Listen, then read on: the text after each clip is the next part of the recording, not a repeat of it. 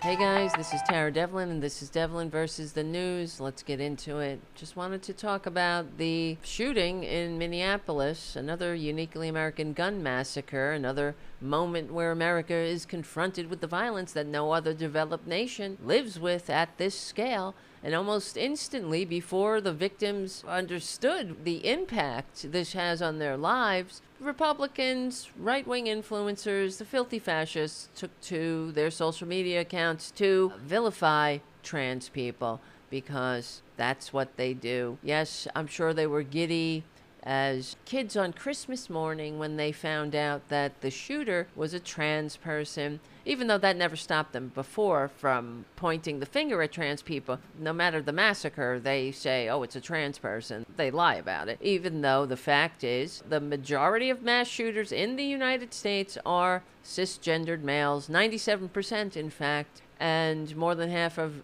whom are white. That is not speculation, that's data from the Violence Project, a nationally respected study. And this is why Republicans don't like studies, they don't like facts, they just want you to listen to them, listen to their lies, and swallow it and regurgitate it, this vomit into our system, so we could remain forever divided and never, ever come up with solutions that actually help people and make the country actually great. Republicans don't want that. They don't want to hold a mirror up to themselves. They would rather vilify less than 1% of the population. And here's another fact. Gender dysphoria does not cause violence, period. But denying people gender affirming care, well, that does push the suicide rate up. That does traumatize people, cutting them off from their families, banning them from public life, treating them as monsters. That creates despair and isolation. And every time some rare individual breaks, Republicans seize on that to stigmatize the entire community of trans people. But that's not leadership, of course, but that's not who Republicans are. They're cruel. The cruelty is the point. They don't want America to be unified. They want everyone at each other's throats. They're not really coming up with solutions. They don't want to come up with solutions. Take a look at the bigger picture. Men commit more than 90% of the murders in America. White offenders, according to the FBI, are linked to over half of the violent crime arrests nationwide. Yet, you don't hear Republicans go on about white male radicalization. Of course not. And you don't hear about easy access to AR-15s that the authors of the Second Amendment couldn't have imagined. It's absolutely ridiculous. They think guns are freedom. You know, no one thinks anyone needs to have a nuclear weapon or a tank or an anti-aircraft or, why stop there, though, right? Why do you need a weapon of war if you're not in the military? And as somebody who was in the military, when you're on a base, you're not walking around with your assault weapon. They're tightly regulated and locked up. Republicans, they don't care that our country is an armed madhouse. Their response after every mass shooting is indicative of that. This is not freedom. What kind of freedom is it to be slaughtered while you pray at church or send your kids to school knowing that they practice live shooter drills alongside math lessons? It's disgusting. It's an embarrassment to the country. We should all be embarrassed. I'm outraged, frankly, more than embarrassed, because I'm sick of it. This is sickness. And the people who survived this massacre, now they're sentenced to a lifetime of begging on GoFundMe for medical care.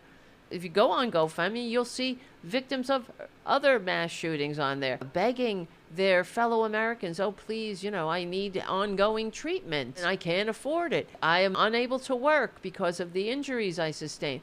This is not normal. It's not acceptable. And the Republicans don't want us to have universal health care because that unifies people. We're in this together. We don't leave people behind. They want to leave everybody behind. When they found out that the perpetrator of this latest evil act of gun violence was a trans person, that gave them the opportunity to politicize it even more than they already do and come up with no solutions, not point the fingers at themselves and their policies, but point at the trans community when there's no correlation between gender dysphoria and violence. But there is a correlation between vilifying minority groups and isolation and feeling hopeless. And this is what Republicans do.